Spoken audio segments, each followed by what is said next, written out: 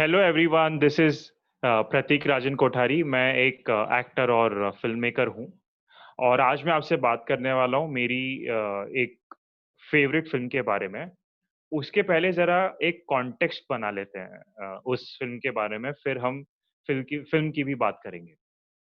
तो सबसे पहले मैं ना जब when I was growing up, जब मैं बड़ा हो रहा था, तो स्कूल का कई बार मिस करता था मैं और चक्कर नहीं, बंक नहीं करता था मैं, स्कूल मिस इसलिए करता था that I had an asthmatic tendency और उस वजह से कई बार मैं स्कूल मिस कर जाता था।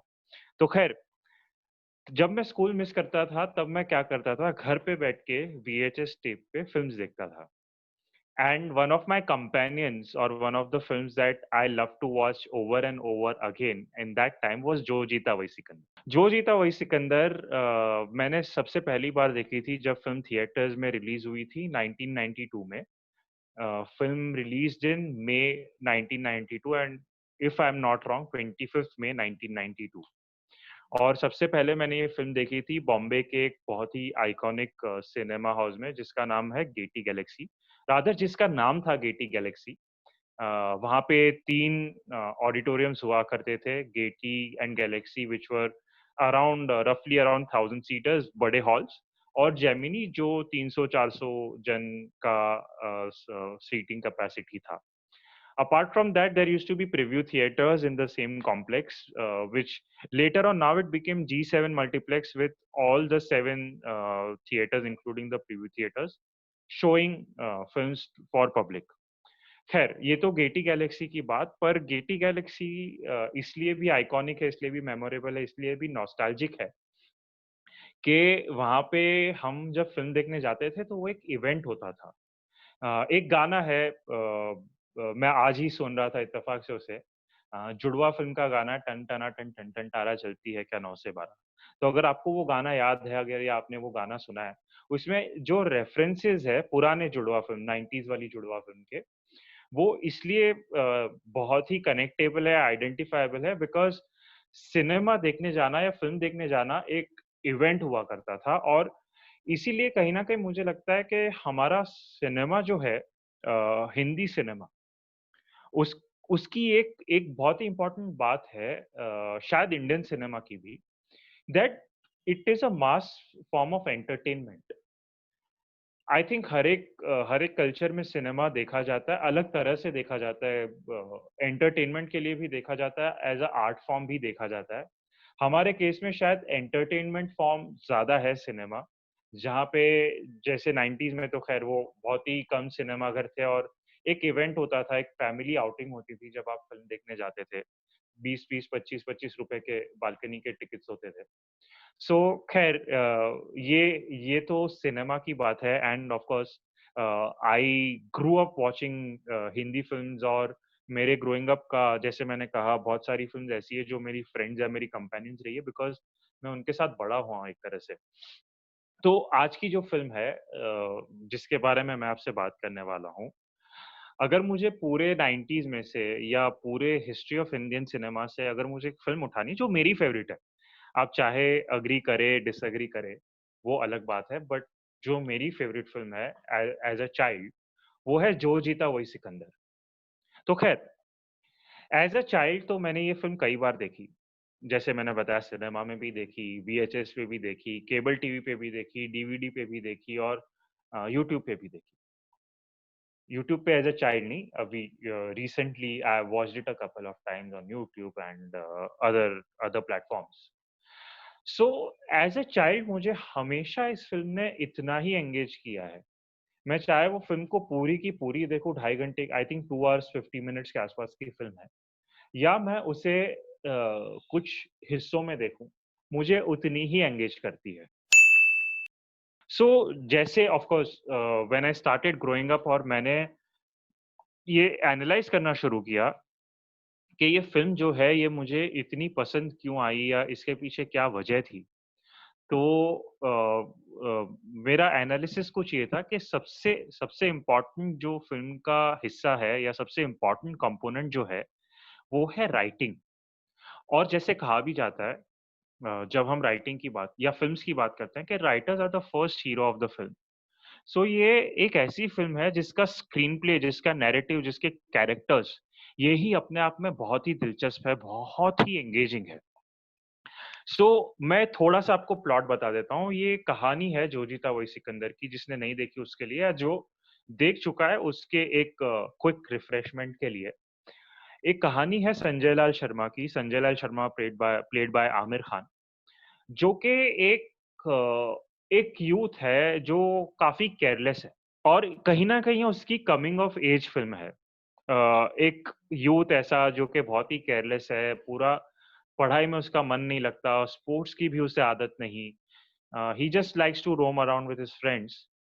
वो एक साइकिल रेस में तब हिस्सा लेता है, कॉलेज का कॉम्पिटिशन है ये साइकिल रेस, जब उसका Elder brother, that is Ratan played by Mamik, उसे एक बहुत बड़ी injury, almost rather near death experience हो जाता है, और वो स्पोर्ट्स में उस साल हिस्सा नहीं ले पाता। तो उसका मन रखने के लिए संजय लाल जो है वो डिसाइड करता है कि मैं इस बार साइकिल रेस में हिस्सा लूँगा, और ऑफ कोर्स फ़िल्म का टाइटल है तो या इसमें तो कोई स्पॉइलर है ही नहीं कि वो रेस जीत जाता है।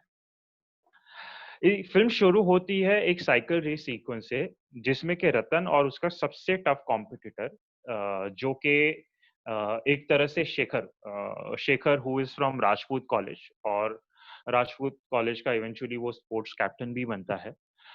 इन दोनों के बीच में रेस होती है।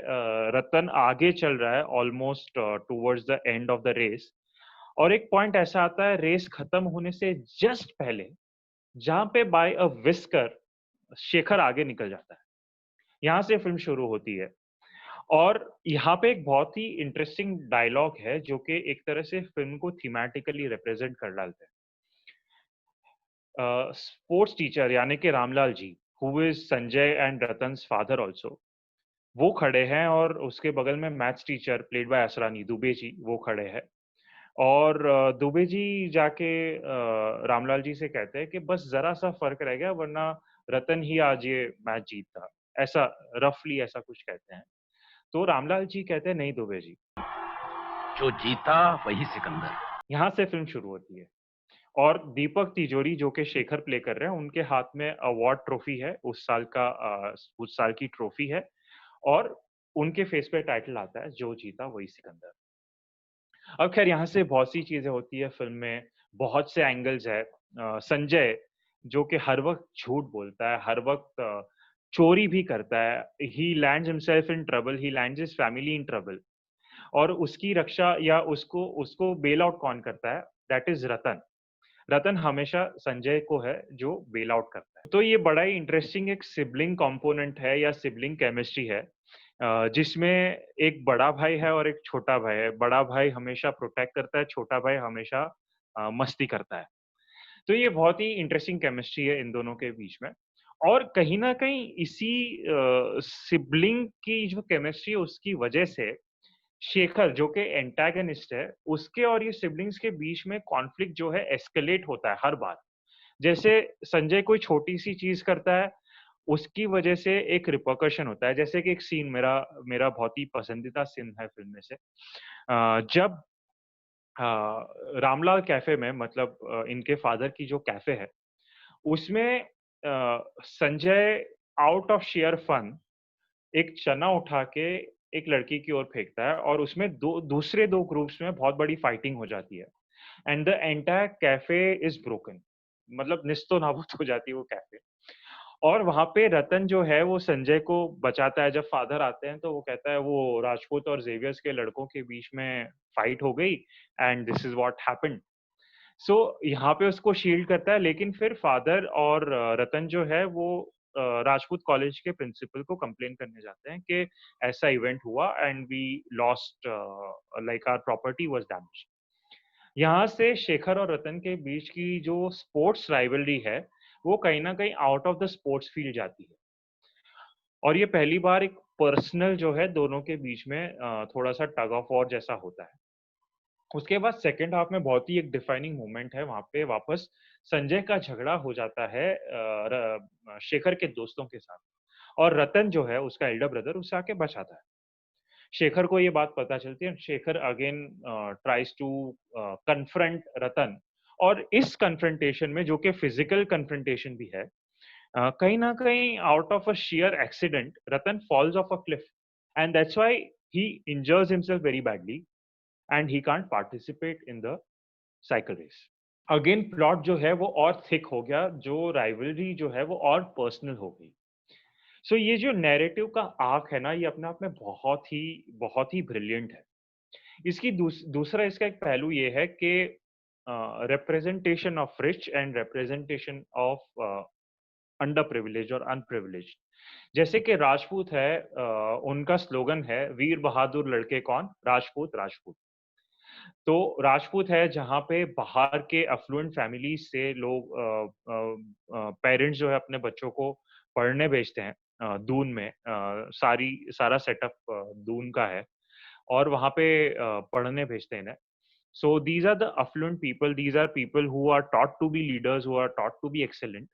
और दूसरे है ऑलमोस्ट एम्बिशन लेस और बहुत ही हम्बल फैमिली से, या यू नो अनप्रिविलेज फैमिली से आने वाले, या जो लोकली काम करके कारोबार करते हैं, जैसे कि रामलाल कैफे है, उनके बच्चे, जो कि मॉडल स्कूल है जिसमें संजय भी पढ़ता है, जिसमें रतन भी पढ़ता है। Or there are Aisha Julka, that is Anjali and Ghanshyam and Maqsood. So lot of characters who study there. उनके लिए ये कहा जाता है कि ये पैजामा छाप है ना? They are good for nothing. पैजामा छाप एक टर्म बना दिया है, जो कि व्हिच मीन्स दैट वो लोग हर चीज़ के भूखे हैं। तो ये सेटअप भी फ़िल्म का जो है वो बहुत एक तरह से अंडरडॉग बनाने में, प्रोटैगनिस्ट को अंडरडॉग बनाने में बहुत हेल्प करता है। So the narrative is very interesting. The characters are very interesting. There's a character like Sanjay who is endearing also, but he will not like bat a wing to speak a lie. वो वैसा character है। वो film शुरू होती है, एक 100 metre sprint चल रही है उसमें, और संजय जो है थोड़ा-सा भाग के पैर में मोच आने का बहाना करके रेस क्विट कर देता है। So this is where the character takes off from till the end, where he's actually holding the trophy after winning the cycle race। और जो साइकिल रेस का भी पेबैक है उसमें, जो पहली बार जैसे मैंने बताया आपको कि 1 इंच या बहुत ही कम इंचेस का फ़र्क रह जाता है बिटवीन शेखर एंड रतन। वही चीज़ होती है लास्ट में, at the last fraction of a second, Sanjay जो है शेखर को ओवरटेक कर जाता है, और बस that small inch decides who wins and who comes second. और इसके बाद दुबे जी आके इस बार रामलाल जी को कहते हैं, रामलाल जी, आज मैं भी मान गया। जो Jeeta Wahi Sikandar. Nobody had expected Sanjay to win in the race. The fact that he participated in the race in itself was a big achievement. उसका कमिंग ऑफ एज वहीं हो जाता है जैसे कि उसका उसका भाई इंजर होता है, और कुछ देर पहले उसके और उसके भाई की नोक-झोंक हो गई है, and now he is become a much more responsible person. वो अपने फादर का ख़्याल रखता है, अपने कैफ़े का ख़्याल रखता है। सो जो-जो चीज़ें वो गलत कर रहा था, उसे वो सही सही सेट करता है। ये जो कमिंग ऑफ एज यहाँ से होती है, जहाँ जहाँ से वो अपने आप को फिज़िकली भी ट्रांसफ़ॉर्म करता है to participate in the race. जिस तरह से वो भी सारे सीक्वेंसेस शूट किए हैं, where he also realises that uh, Anjali, who has been supporting him all the while, is actually his true love and not Devika, whom he was running after all this while. भाई का character कभी-कभी ना बहुत ही cliché character हो जाता है हमारी screen writing में, और यहाँ पे वो इतना क्रूशियल कैरेक्टर है कि अगर वो इवेंट ना होता, अगर उसका एक्सीडेंट ना होता, तो शायद Sanjay would never have probably come of age. That was a life-turning event in the protagonist's life, and that's how important the character of the brother was. There's a song in the film which says, यहाँ के हम सिकंदर चाहे तो रख ले सबको अपनी जेब के अंदर, हमसे पंगा मत लेना मेरी जान। The entire group is a group of outcasts. All these 4 students, including Ayesha Julka, Devin Bhojani, and Aditya Lakhia, who are these 4 friends, and most of them give a damn about what their academics are or how they are in the sports. उनको बस life में enjoy करना है. So now here is a protagonist who is going to take a journey of coming of age. Now here one thing is very important to look at, according to me, is the fact that when we take writing lessons, we are always told that what is at stake for the protagonist and what does the protagonist lose to achieve the goal. First of all इस film की beauty है कि कहीं भी ये संजय का गोल था ही नहीं कि उसको रेस में शेखर को हराना है। ये उसके फादर का ड्रीम था और जिसके जिसके एक तरह से बोझ में या जिसके एक तरह से प्रेशर में रतन जी रहा था because he was an ideal guy. Ratan is an ideal guy. He can't do anything wrong. He is an ideal son, he is a ideal brother, he is a ideal lover, he is ideal. And now he can't participate in the race. So now Sanjay chooses to participate in the race because just as a token of respect towards his brother.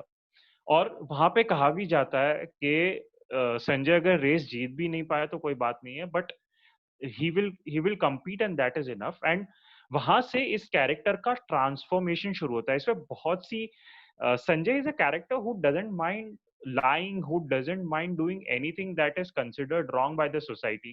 वो शुरू ही होता है वो exam के paper अपने बदल रहा है because he might flunk his math exam. Father से झूठ बोलता है, फादर के अकाउंट से पैसे निकालता है, उसके बारे में झूठ बोलता है। देविका जो कि पूजा बेदी का कैरेक्टर है, उससे जब मिलता है उससे झूठ बोलता है कि मैं किसी बहुत ही अमीर बाप का बेटा हूँ। हर जगह पे ही chooses lie as a tool to either impress somebody or to escape the situation. But now he has no choice but to win this race or at least compete. So that sets up for a wonderful, wonderful climax. In spite, so again, in terms of the writing, I feel the characters are so wonderfully mounted and complement each other. Even Shekhar, who is the antagonist, सो उसको भी थोड़ा सा grey shade में दिखाया कि जहाँ पे it's not that the intent was to throw Ratan off the cliff, it just happened वो गर्मा गर्मी में in the spur of the moment where he pushes Ratan aside to just set himself free, and Ratan falls off the cliff. So of course it was not like really gray, but it was not black and white also in terms of Shekhar. He didn't like you seen a lot of films जहाँ पे villain जो है hero के family में से किसी को मार देता है पर्पसली, ऐसा नहीं था। खैर, then you come to the second the climax where the race actually happens. And for that time in the 90s, I think it is one of the most competently shot sporting sequences that we have seen in Hindi cinema. In fact, you know what? If I try to go and search for Bollywood films that have used sports as a theme successfully before Jo Jeeta Wahi Sikandar, there are hardly any. I can just recollect two films that actually had a sports theme and released before Jo Jeeta Wahi Sikandar. One was Hip Hip Hurray by Prakash Jha, and one was Devanand's Awal Number. So, Jo Jeeta was a first commercially successful sports genre Hindi film. So the again coming to the plot was so engaging. It had such wonderful characters, and हर एक scene में conflict आगे बढ़ रहा है, story आगे बढ़ रही है, hallmark of a good script. Again a lead character who is very endearing. He speaks lies but he is endearing. वो गलत चीजें करता है, गलत कदम उठाता है, yet he is endearing. तो इस फिल्म में डायलॉग्स भी जो है वो कमाल के लिखे हुए थे. Conversation sounded like conversations and yet there were iconic line. आज मैं भी मान गया कि जो जीता वही सिकंदर, या टाइटल ही अपने आप में कितना खूबसूरत है, जो Jeeta Wahi Sikandar. Of course film का स्टोरी स्क्रीन प्ले भी मंसूर खान ने लिखा है, जिन्होंने खुद इस फिल्म को डायरेक्ट किया है. बहुत ही वेल क्राफ्टेड फिल्म है जो जीता वही सिकंदर, और खास करके हिंदी सिनेमा में वो इसलिए भी रेलेवेंट है because it's one of the first successful sports based films. ऐसे ही 90s के पहले I think sports based films जो इंडिया में बहुत कम बनी थी। एटलीस्ट हिंदी सिनेमा में। और उसमें से पहली सक्सेसफुल जो है वो शायद जो जीता वही सिकंदर ही है। और उसके जो स्पोर्ट्स सीक्वेंसेस है यानी कि the first and the last race, those are some of the most iconically shot scenes when it comes to Hindi cinema. Film के परफॉर्मेंसेस की भी बात करें तो I think each and every character is very well justified and very well cast.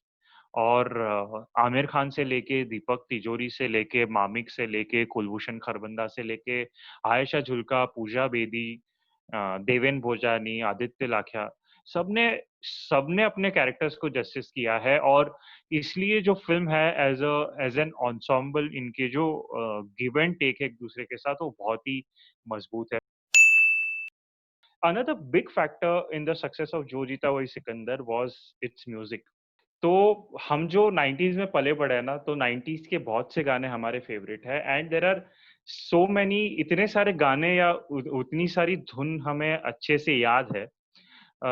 तो जो जीता वही सिकंदर में भी कुल कुछ 7-8 गाने थे। फ़िल्म में एक बाकायदा सीक्वेंस है जिसमें एक कल्चरल कॉम्पिटिशन हो रहा है, जिसमें के 3 कॉलेज के परफ़ॉर्मेंसेस दिखाए जाते हैं और 3 गाने बैक टू बैक आते हैं। So the music is an out and out winner of the film. So जिसने गाने नहीं सुने तो एक तो टाइटल ट्रैक है यहाँ के हम सिकंदर, चाहे तो रख ले सबको अपनी जेब के अंदर, जवा हो यारो, रूठ के हमसे कहीं जब चले जाओगे तुम। सिबलिंग्स के बारे में ऐसा कोई गाना मुझे याद नहीं जो इतना पॉपुलर और इतना दिल को छूने वाला हो। उसके अलावा the most iconic song of the film that is पहला नशा। पहला नशा of course the tune became a signature at that point and even now वो ट्यून इतनी पॉपुलर है कि आप ज़रा-सी आई थिंक 2-3 नोट बजेंगे तो लोग उसको पहचान जाएँगे। And that song was choreographed by Farah Khan, I think one of her most initial works.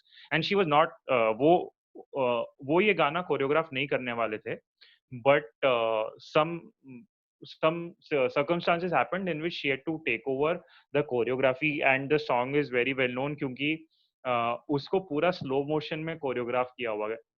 Lip sync song जो स्लो मोशन में पिक्चराइज़ किया हुआ है, ऐसा ये पहला गाना है। So this is director Mansoor Khan's second film after I think this came after कयामत से कयामत तक। पर एक्चुअली ये उनकी फर्स्ट फिल्म होने वाली थी। कयामत से कयामत तक was supposed to be the second, but eventually this released in 92 and Kayamat released in the late 80s sometime.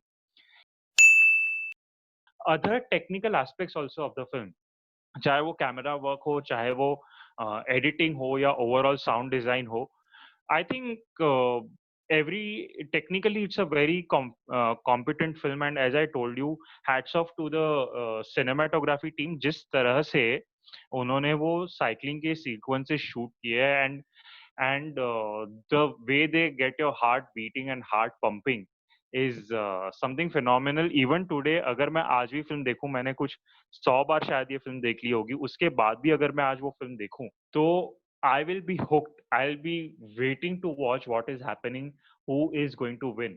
वो फैक्टर आज भी है और इसीलिए शायद जो जीता वही सिकंदर एक बहुत ही सक्सेसफुल एंड बहुत ही जिसे कहते हैं ना हम एक टर्म यूज़ करते हैं रिपीट वैल्यू। तो इस फ़िल्म का जो रिपीट वैल्यू है, रिपीट कोएफ़िशिएंट है, वो बहुत ही ज़्यादा हाई है।